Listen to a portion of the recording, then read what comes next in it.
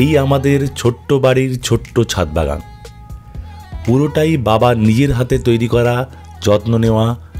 প্রতিদিন সকালে আর বিকালে এসে বাবা এখানে এতক্ষণ কাটায় যে মাঝে মাঝে রাগই হয়, কিন্তু যখনই ছাদে এসে এই এত ফুল দেখি মনটা জুড়িয়ে যায়।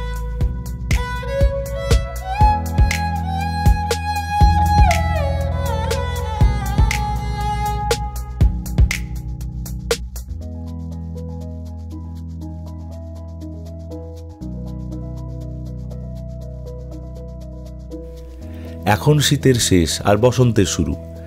এখন বিভিন্ন রং বেরঙের ফুলে এই ছাদটা যেন ভরে গেছে।